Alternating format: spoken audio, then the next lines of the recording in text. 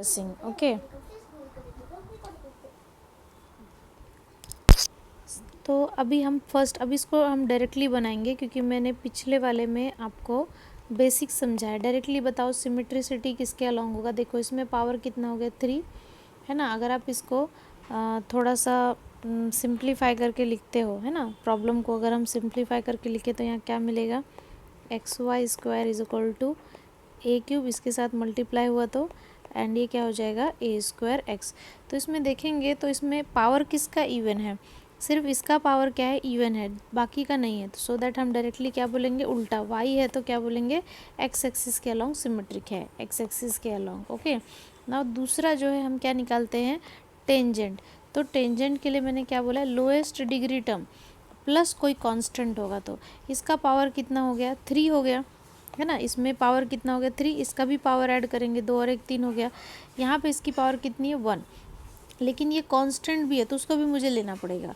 So that मुझे क्या लेना पड़ेगा A³ minus A² x is equal to 0। तो इसमें से हम A² को कॉमन ले सकते हैं तो A माइनस एक्स आ जाएगा क्योंकि है ना। नाउ कांस्टेंट है तो A² can not be equal to 0, ये क्या होगा कभी भी 0 के बराबर नहीं होगा। So that A minus x equal to 0, this implies that x is equal to A is our tangent okay. Now tangent होने के बाद में हमको अभी क्या निकालना है, टेंजेंट के बाद में हमको निकालना है एसिम्पटोट्स।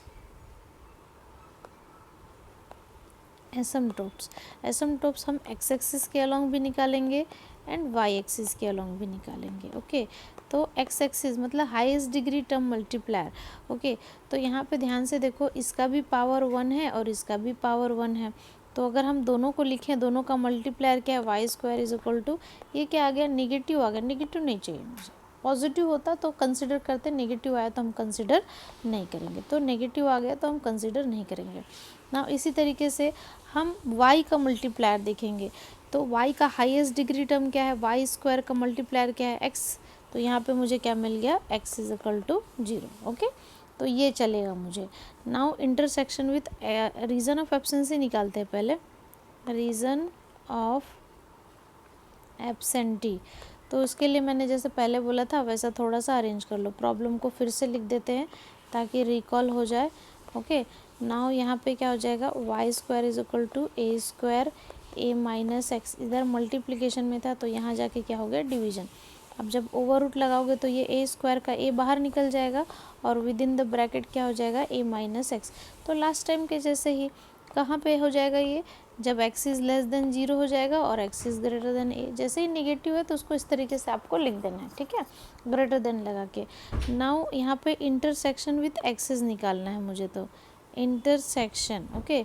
तो इंटरसेक्शन जब आप प्रॉब्लम में, इसमें देखो यहाँ पे ये प्रॉब्लम ले लो, अगर मैंने इसमें या फिर यही ले लो जो भी मैंने इसको यहाँ पे ये बना के लिखा है, इसमें अगर x का वैल्यू 0 ले लिया तो ये पूरा क्या हो जाएगा, 0 लिया तो ये पूरा क्या हो गया 0 हो जाएगा। सो दैट मुझे क्या मिलेगा y का वैल्यू मुझे क्या मिलेगा, मुझे ये ऐसा मिलेगा a ये 0 एंड देन यहाँ पे क्या मुझे मिलेगा 0। तो 0 कभी भी हो तो क्या हो जाता है इन्फिनिटी, 1/0 क्या होता है इन्फिनिटी होता है। तो मुझे इंटरसेक्शन क्या मिलेगा 0 इन्फिनिटी मिलेगा। अगर मैंने y का वैल्यू 0 लगा दिया तो y का वैल्यू 0 लगा दिया तो मुझे क्या मिलेगा, ये देखो यहाँ पे अगर मैंने y का वैल्यू पूरा 0 लिख लिया तो मुझे क्या मिलेगा A² A minus x is equal to 0 है ना। तो ये a इधर चला जाएगा क्योंकि A² can not be equal to 0, तो A minus x is equal to 0, तो x इज इक्वल टू कितना आएगा a। तो मुझे इंटरसेक्शन पॉइंट क्या मिलेगा A0। हमेशा याद रखो हम पेयर में वैल्यू रखते हैं x एंड y। नाउ अब हम कर्व ट्रेस करेंगे ओके। इंटरसेक्शन पॉइंट क्या मिला मुझे यहाँ पे, मान लो कि ये x एक्सिस है और ये क्या है y एक्सिस।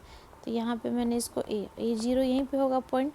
नाउ इसका रीज़न ऑफ एब्सेंसी क्या है, ये x इज़ लेस देन 0, यहाँ पे नहीं कर्व ट्रेस होगा और कहाँ पे x is greater than a, मतलब ये एरिया पे मेरा कर्व ट्रेस नहीं होगा ओके।